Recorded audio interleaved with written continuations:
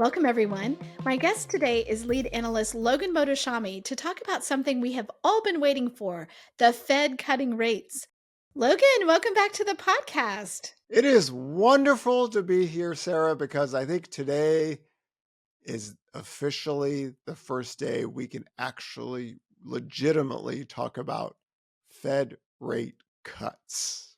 Yes, Yes. I'm so excited. I've been asking you about mortgage rate and mortgage rate cuts for so long, and I'm very excited that this is the day. So tell us, why is this today? What has changed that we think that they might actually cut rates? So it's been a very interesting week on the markets where Secretary Yellen says we don't have to create a job loss recession. Really good job, McFly. In any case, I think there's after the inflation data we got on Thursday, the growth rate of inflation fell. With a tight labor market, so it becomes a Fed issue with the growth rate of inflation falling a little bit faster than what they thought on the core side, and then having the Fed funds rate this high. So I'm going to bring this back to our conversation 1 year ago today, where we said there was a Fed presser where Jerome Powell said, you know what, we really want the Fed funds rate to kind of match where core inflation is, core PCE, maybe 3 months, 6 months, 1 month, whatever it is. I was like, whoa, that's like a soft landing statement. I was even surprised. I thought they were gonna, let real yields get very restrictive, which they did. And then we talked about who spiked the Fed's eggnog, right? That was like a real thing. I was like, what just happened? Toward the end of the year, something changed in their mind. And I think they panicked. And then when you panic, even with the banking crisis, they kept on hiking rates. They kept on, well, the growth rate of inflation fell. Jobless claims, 4-week moving average is 223,000 around there. We're nowhere near the 323,000. The unemployment rate is still low. And the growth rate of inflation fell. And we're not that far from their 2% target if we take 3 to 5 month, annualize it on a shorter term. And we have some disinflation things coming in the pipeline, used car prices coming down and rents coming down. So that's it. The Fed rate hike cycle's over with.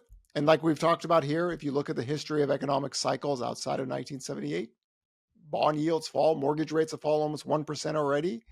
So the next talk is Fed rate cuts. We're finally here. Where last year I didn't think that conversation even worth any merit, but now we can look into 2024, and already the market is already priced in like 1.25% rate cuts. And Jerome Powell came out today and his speakers, hey, you guys, don't, it's too premature. They're going to say it's too premature to rate cuts until they actually see what would trigger that. But we are already in very restrictive policy. If you look at 5.25 Fed funds rate and core PCE 12-month at 3.5%, 3 to 6 month or 2.5, roughly around there. So the Fed is already in that. And I think what happened is, hopefully this was the case, when the 10-year yield went from 4.25 to 5%. I think that was just a slap in all their faces. Whoa, whoa, whoa! What just happened? Because then we really get restrictive, at a time where we didn't need to be. And hopefully there is a change. There's a change from destroy, destroy, destroy, hurt, pain, everything, all, when Jerome Powell says we need pain in the labor market. No, we don't. Right.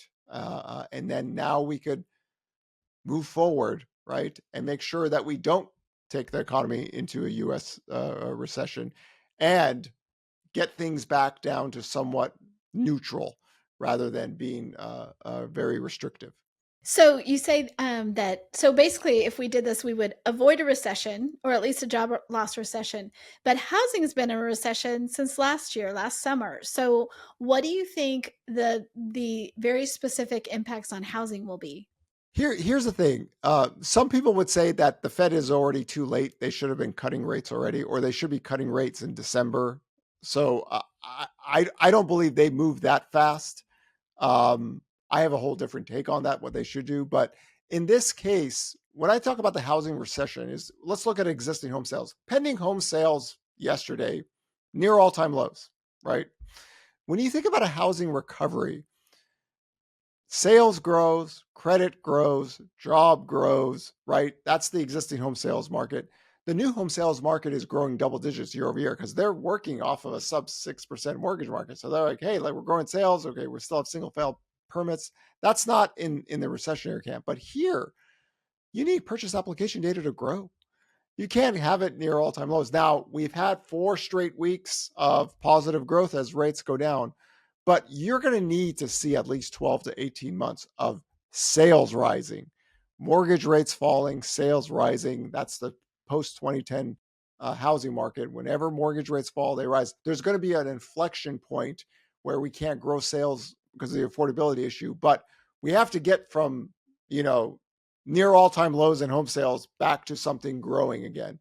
And Fed rate cuts, the growth rate of inflation falling, the 10-year yield falls, mortgage rates fall. What is that, Sarah?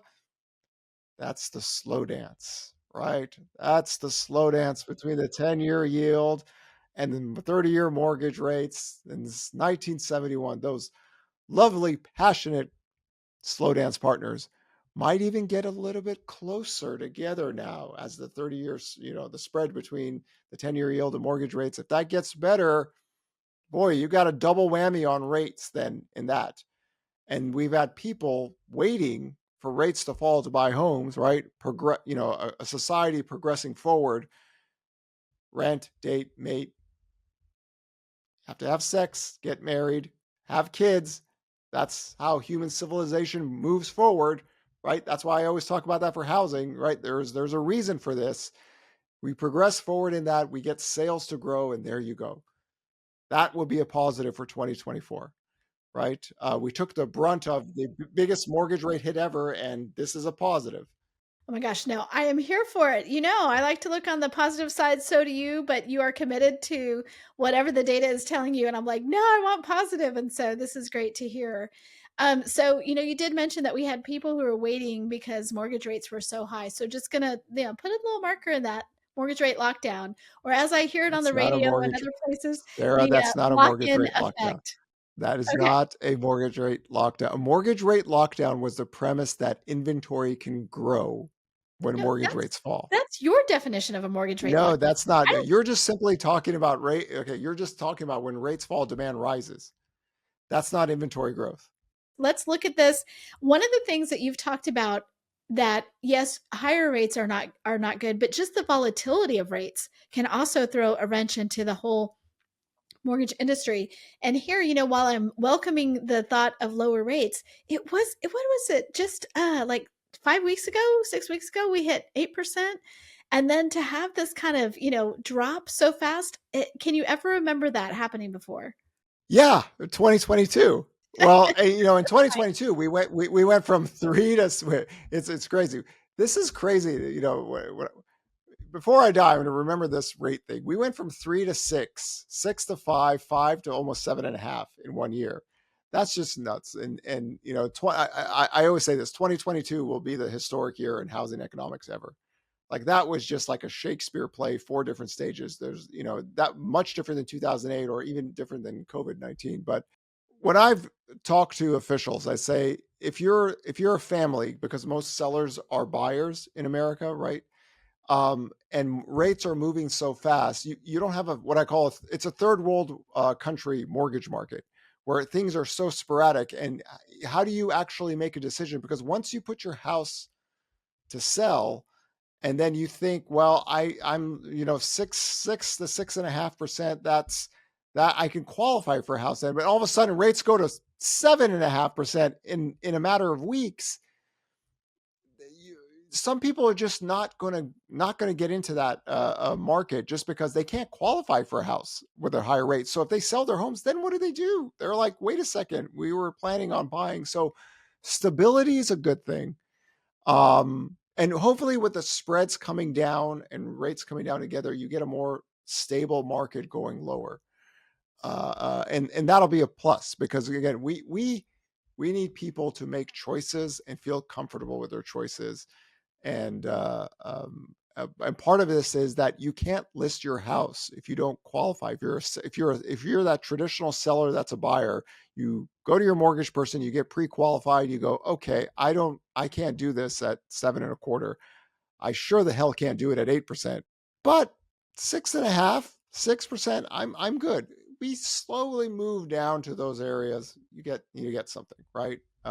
This isn't, cutting interest rate to zero and doing QE or whatever, getting right. This is just moving down toward that 6% slowly, and then everything's normal. And then we function as a society again, right? And it was sloppy. It was 2022 was sloppy.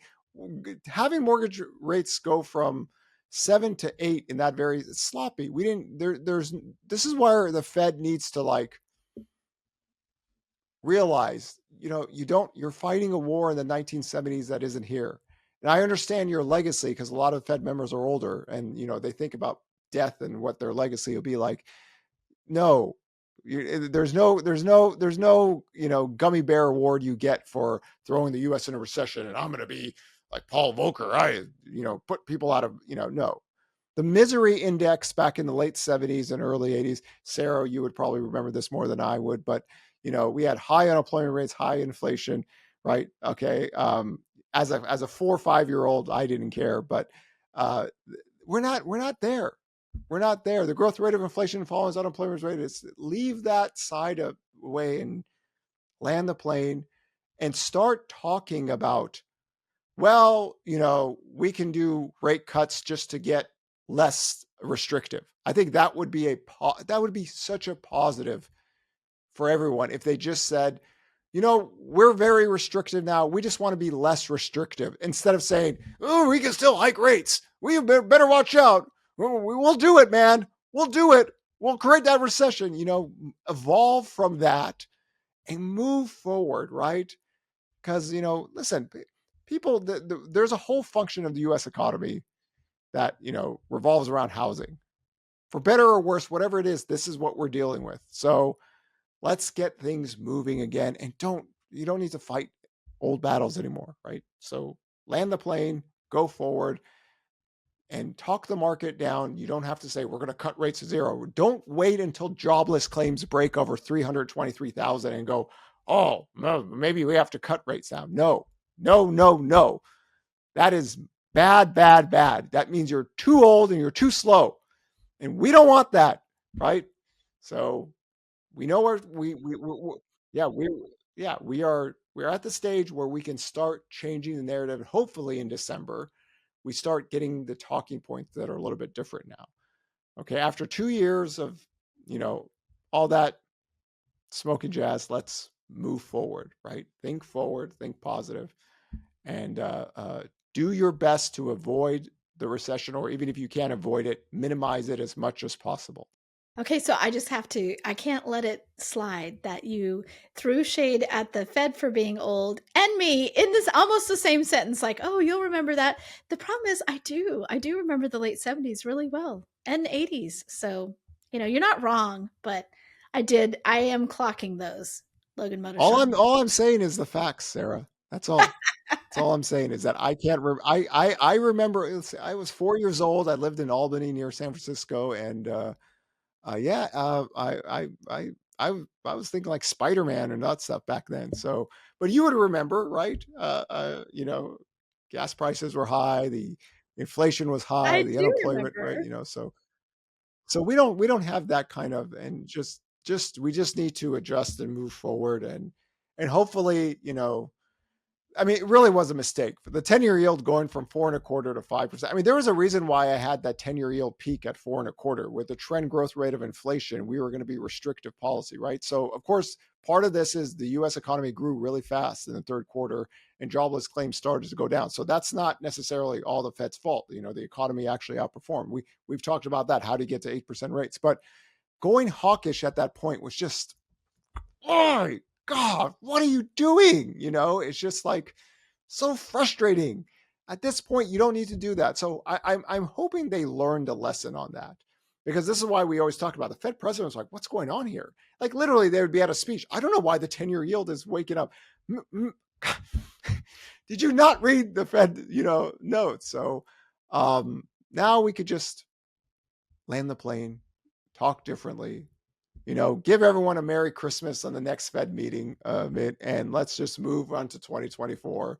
And sales are historically very low. We can bounce off them and progress and move forward, and people can start living their lives again. Especially in the mortgage and real estate industry. So let me ask you this: you put housing in a recession a year and a half ago, almost now. What point would mortgage rates have to drop to where you think? 4.27 million existing home sales, Sarah. 4.72 million on existing home sales, or you get 12 to 18 months of positive trend purchase application data growth, and then we're there, right? Because the builders are already growing double digits, so that's good. But if we can get 4.72 million existing homes, a monthly print, not a total print, then credit growth has to get us there. So people will see this. Purchase application data will grow up. That's what you want to see. And, not go all the way down. God, we hit, what was it? No Doubt and Gangster Paradise. And those are the songs, Don't Chase Waterfalls. We're talking those music songs were the top hits back then when purchase application data was this year. So we want a little bit more growth in the data line to get a little bit more recent artists so we could refer the years to where purchase application data is. Okay, I understand what the number is to get out of the recession. What is the magic 8 ball mortgage rate number that gets us to that level? Well, here's a good number to think about. When mortgage rates got to 6%, we had one of the biggest month-to-month sales prints ever recorded in history. We went from 4 million to 4.55 million this year. That's a huge number. That's like something you see in the COVID-19 recovery. So there's that demand in there. So if you get down towards 6%, slowly get it down and don't go back up and forth, just move it down there. We can have monthly sales. We're not talking about total existing home, but you can have monthly sales prints at 4.72. When that happens, that means mortgage debt is growing, buyer demand is growing. When you're out of a recession, you're in a recovery phase. That's what happens. Growth happens, right? Not what we saw this year where the Fed's like, housing's recovering. Purchase application data is that, Gangster Paradise was the last time this song was number one in the US. So you need growth. And then it'll be easy to everyone see, right? That's why I was very skeptical of that first big print. I was like, okay, that could be the high of the year, just because mortgage rates shot right back up. We got down to 6 and then we went up to 7 again. And you just need lower rates, and lower rates with duration. This is why we always use the word duration, right? And then instead of having 12 to 14 weeks of positive purchase application data, you have 12 to 18 months of positive purchase application data, like we've seen, in the previous. And then we're there. And it's such a low bar. Man, I'm telling you, we have the lowest bar ever to work from. So all you can do is go up, right? We went to 8%. We're just hovering around here. This is why I always say that 4 million number for monthly sales is really rare to break through that. But now we got to move on to the next stage. And this is why I thought this week was very important. I know this is one of those weeks when a lot of my housing crash friends are like really depressed. They're just like, oh, they like, when your enemy knows that they're like, oh God, this is not, and all of a sudden, 4% rates were going to crash the market in prices. 5% rates were going to crash prices. 6% rates are going to crash prices. 7% rates are really going to crash prices. 8% mortgage rates, 30-40% home price declines, and now rates. So there's a little bit of quietness from that crowd. It was just kind of funny. I kind of was like, where's everyone? Why is no one talking anymore? Darn it. So the joke on social media actually is that a lot of the housing price crash people are like changing their tune. And is that a bad sign? Right? If the bubble boys are saying, God, it's not happening, and they're like, is that a bad sign? That's kind of the reverse market thinking. And again, forget about all of them, forget about forecasts. Listen to us. We got the weekly tracker, right? We get it first, and we'll let you know. Let the data guide you on that one. But it's going to be a very, very interesting 2024, and I can't wait because this was supposed to be it for me, right? 2024. I had planned on stop writing at that point. It goes with my housing work. No, but I mean, I'm just saying. I had my housing economic work was divided into two frames: 2008 to 2019, which is a very long economic tail work in the last decade. Okay, but then years 2020 to 2024 were going to be different, right? So I've kept that for the 12, 13 years I've done this. So here it is. It's 2024, and the housing market took the biggest, housing inflation affordability hit of its lifetime, and it's still kind of held intact. And now it would be nice to have a positive year on sales in 2024. It would be amazing. And actually, I would love to get back to those conversations we used to have about the demographic wave that's ready to buy homes. Yeah, speaking of which, demographic waves, the baby boomers in the late 70s, early 80s, that was them. What was the number one song back then? Do you I remember? don't know. I don't No, you don't know. know? No, I don't know. I Was it was Elton little. John or somebody? I can remember as a kid that my parents listened to Elton John a lot. So Listen, the Bee I was Gees just were wondering very if you big. remember it. The Bee Gees were very big. I do remember that. You're so rude. Bee Gees were big. Okay. Rude. So really though, like I can't wait till we can start talking about like, okay, we have lower mortgage rates for duration, which means the only problem with that we know is that what does that do to home prices? It is, but here's the thing. People keep on showing me these videos of people saying, oh, if rates go down, home prices are going to go up 10, 15, 20%. No, it's not. It's not.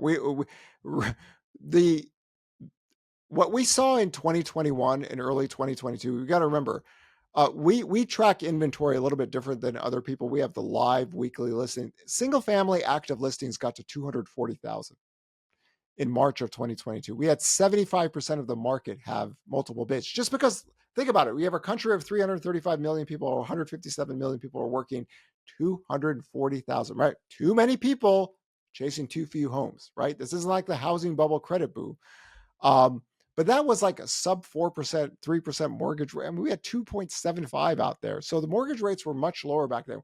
We're talking about, could rates get down below 7 and 6 with double the active inventory? I know the NAR has inventory still negative year over year, but when I look at it, we've gone from 240,000 to 580,000. We're kind of in that area. So we have more supply and higher rates. So I'm not worried about 15 to 20% home price gain. I know a lot of social media people talk about this, but different marketplace affordability still has limits there. So I just hope that the days on market could stay above a teenager, get active. This is why I wanted 2019 inventory levels, right? I kept on proud. If we just get 2019, we have a buffer, right? If we have a buffer, if rates fall back down, and here we are, we're almost in Christmas, and even with 8% mortgage rates, home prices still got back to all-time highs. That should tell you something, people, right? It was always a supply issue, and we'll take it 1 week at a time. Every weekend, we'll let everyone know what's going on in the data, because we have it. But in any case, I'm not worried about a 2021 repeat. We're so far from sub 3% mortgage rates out there. Affordability, in a sense, is getting better on the sense that the growth rate of pricing is not going double digits anymore. So wages rise, that equilibrium works together. But I'm not worried about that. It has been the craziest 3 years. I mean, really, the craziest 3 years. I was just on another show, and we were talking about when I joined HousingWire, we would never have somebody like you, an economist, an analyst, on so often, or just writing for us, because it was that long 10-year period where not a lot happened. I mean, a lot happened in housing, but not like this, not like these crazy ups and downs.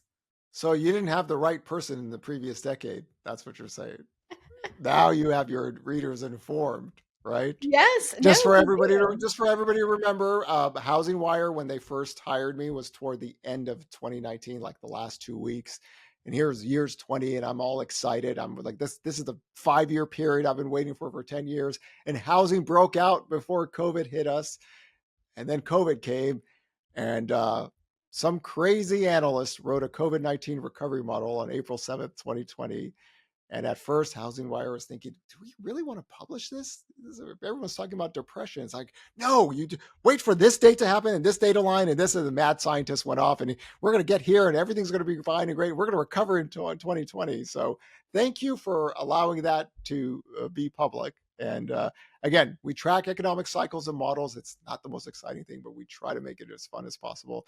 And we try to destroy as many American bears as we can while we're still on planet Earth, right? Economic cycles come and go, recessions come and go, right? But all American bears have failed since 1790 for a reason. And you don't want to be part of that crew. I love the conviction you say that with, and we're very happy that you wrote that and that you've chosen to write for us. And I know that a bunch of our listeners, because they reach out to you and they're like, it was because of you that I pulled the trigger and bought a house in 2020. Otherwise, I was going to miss out on it, or 2021. So, this is real life information, and this data can really make a difference.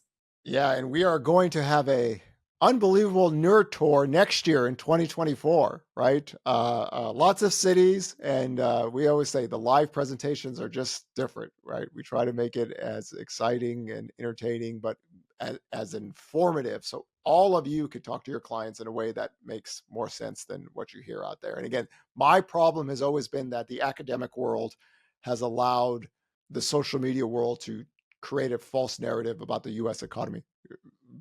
Happened very big time in the last decade with the longest economic and job expansion. Here it is, COVID, right? Our job is to tell the truth. Now, I just don't think economists have the personality like me who want to throw down 24/7. But the live events are entertaining enough, but educational enough that you yourself can easily explain to everyone what's going on. And remember, we believe in economic models and numbers and all the things and reading and everything that all nerds love to do. We just do it with a little bit more flair.